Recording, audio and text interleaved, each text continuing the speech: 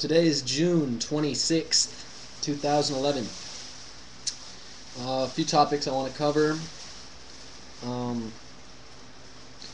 First of all, I've been getting a lot of comments from Muslims on my channel saying that this is probably what they call in Islamic or Arabic culture, I think even pre-Islam, Djinns or genies. You get the term genie from jinn. And I'd looked into this before I'd become a target because I was fascinated by the idea of it. And I have a lot of books that mention it. I've done a lot of research. And first of all, here's a book. This is how I first found out about jinns. Like, I'd heard of the term probably, maybe through Genie or something or whatever. You know, like Aladdin, the movie Aladdin, the genie is a jinn.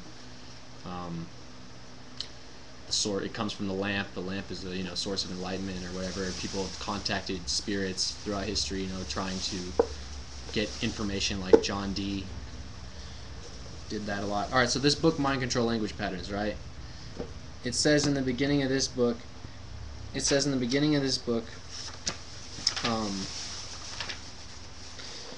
Dedication to my faithful Djinn, familiar and constant companion, Dantalion, the 71st spirit of the Goetia. His office is to teach all arts and sciences unto any, and to declare the secret counsel of anyone. To declare the secret counsel of anyone. Okay, so that means that he can secretly contact people. Okay, all right. So you can understand why Islamic people would see this gang stalking as jinns. Okay, so to declare the secret counsel of anyone, for he knoweth the thoughts of all men and women, and can change them at his will. He can cause love, and show the similitude of any person, and show the same by a vision, let them be in what part of the world they will. So this is a guy writing a book on, he's been posting comments on the videos too. Hope he isn't upset that I said that, pointed that out. Okay, so I looked up some of the stuff that they're telling me to look up. I'd looked up. All right, when I was in the mental hospital in 2009, they had a copy of the Quran, and there was this Freemason guy in there who also wrote books. And I have his books. He wrote one book. He was a Freemason, a 33rd degree Freemason. He had a tattoo of on his arm of the pyramid with the two double-headed eagle and 33. And his name is Clayton O'Clairrock. He wrote this book about being in mental hospitals and being an occultist and stuff. I have. He also wrote this other book that I haven't read yet, Crossing the Abyss Made Easy. And it's supposed to be like a parody of some other book, but it has to do with Thelema, which is the Aleister Crowley stuff, and he was contacting jinns or demons or whatever you want to call it. And or he's claimed to be, in that he wrote books that he channeled through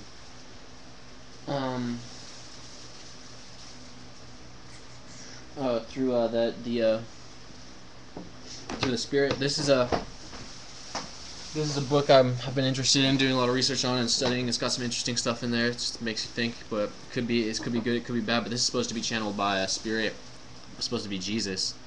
The spirit of Jesus supposedly wrote this through a woman in the 70s or something. Yeah, and the only bad thing about that is, of course, I looked for mind control connections, and what do you know?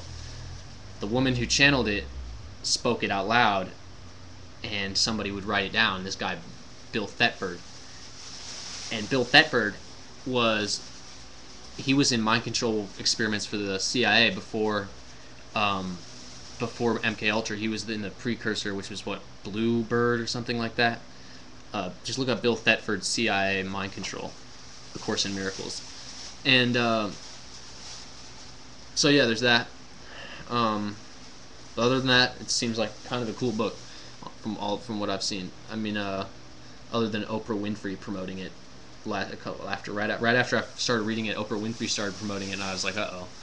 That's probably why I looked into it more.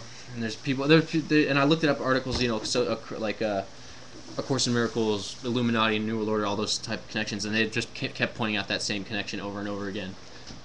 But they just said, it's a connection. They didn't really have any other evidence that what it says is negative. But could be, could not be. Up to you to figure out for yourself. So they gave the one of the Muslims posting the comments on the video about Djinns and in Islam. I have a copy of the Quran. My rabbit doesn't like Islam and chewed part of the cover. But I guess that doesn't matter because apparently Muslims don't really give much credence or whatever to English translations. You have to learn Arabic to really get the meaning or whatever. But they pointed to this one. This is Surah 114, and apparently it's the last. It's one of the last. Yeah, it's the last thing in the whole entire book. Just like Revelations, they put the truth right in the end of these things. It says, Surah 114, in the name of God, the compassionate, the merciful, say, I betake me for refuge to the Lord of men, the King of men, the God of men, against the mischief of the stealthily withdrawing whisperer, who whispereth in man's breast, against jinn and men. So, and then it says that they have a note for that. I'll go check out what the note says. It says that the whisperer is Satan. So I mean, these gang stalkers who are probably military, they're former military, whatever, Blackwater, Jesuit, connected, military something. So they already have their own mind control. That's why they're able to carry this stuff out, because they're just saying yes sir, yes sir, yes sir, yes sir. They have their perceptions controlled, but so these military people doing this, they're in fighting in Iraq and everything, they're literally embodying the exact archetype, the exact image that the Quran describes of Satan.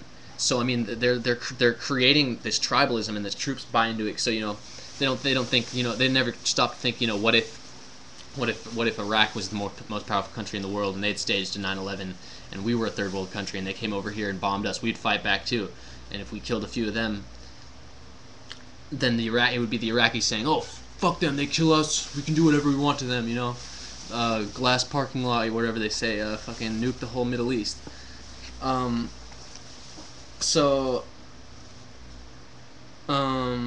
I was in the mental hospital, what I was going to say earlier, I don't know if I went off that, but when I read they had a copy of the Quran there, and I was reading the first couple pages, and within reading the first couple pages, and I even accidentally have that copy of the Quran too, from the mental hospital, but somewhere around here, but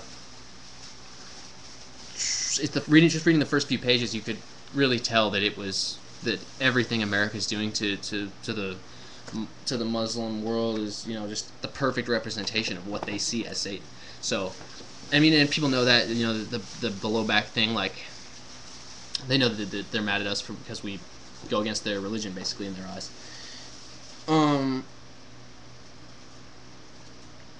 So then,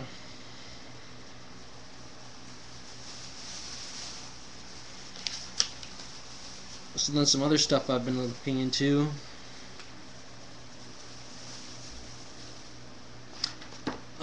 Is mind control a lot. I've been looking into a lot of mind control.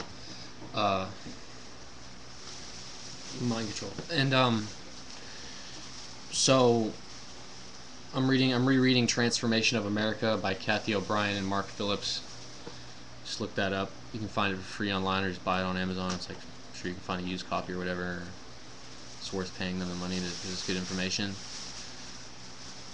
Anyways, he's talking about hypnosis and mind control used in Project Monarch, which is the CIA. What MK Ultra became after MK Ultra got exposed. And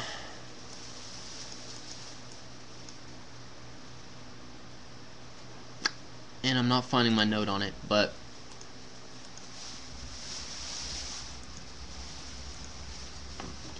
okay, here we go. Okay, I was looking. First of all, I saw that she was talking about what happened to her at Huntsville, Alabama, NASA mind control base or whatever. Just type that in if you want more information on that. And they were like, "This is the closest TI to the truth," or whatever. I guess they haven't found any other TI that's looked into this type of information. Who knows how many TIs they've had, these particular stalkers. So I guess, and the particular paragraph was talking about musical mind control and really advanced technology being used at this Huntsville, Alabama mind control base that had to do with sound for mind control. And Kathy O'Brien, she was describing probably that technology or something very similar in a video I was watching over last night on YouTube. And she was saying how it sounded like similar to binaural beats, but probably a more advanced technology. It's with binaural beats, it's one sound, the other sound, and the two together creates the third sound, which is the brainwave sound. So and then your brain readjusts to that brainwave. So she was talking about that, and they can use those like really advanced versions of that, just for like, and they can do it for like. Normally, when you think of that stuff, it's like, oh, you have to sit and meditate for 30 minutes or whatever to get to feel the effect or whatever. But what the kind of the gang stalkers I've noticed use, if what I'm thinking of is maybe a slightly less hardcore version of that, or they can do it really quick. They can do it in like a split second, so that and then so you have to like, and the effect of it makes it hard to consciously think about what had just happened.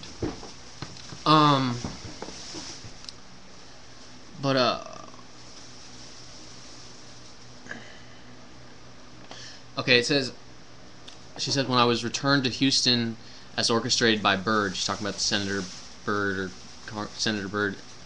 who's mind control guy, really old looking guy. She said, my brain contained a series of new compartments ready to be programmed and led. And this reminded me of the first phase of overt gang stalking, because it's not so much completely splitting the mind with hardcore trauma and like really creating a new compartment, as much as they would in like this even more overt than gang stalking, like direct, like ritual, occult, technological, in-your-face mind control in person. But what she's saying about the compartments, that's what they do. The real mind control, as any of all you probably know by now. Who's done any research on mind control will know that they break the mind down with trauma in different compartments: split personality disorder, dissociative identity disorder.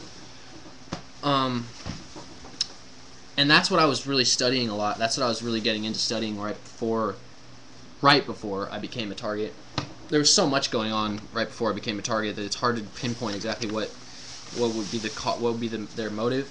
Probably it could be that. It could be that I was getting too close to researching mind control too much with too positive an intent.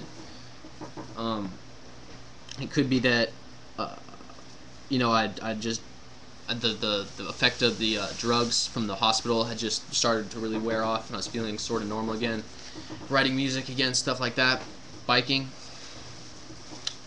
Anyway, so what I'm talking about, how with gang stalking in the beginning, to lead these new compartments, they won't necessarily be a really as hardcore of a compartment, like as big of a split as she's probably talking about.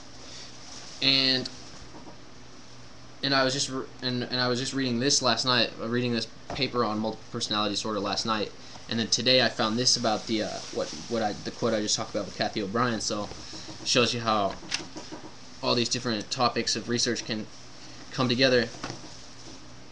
Okay, this is a paper called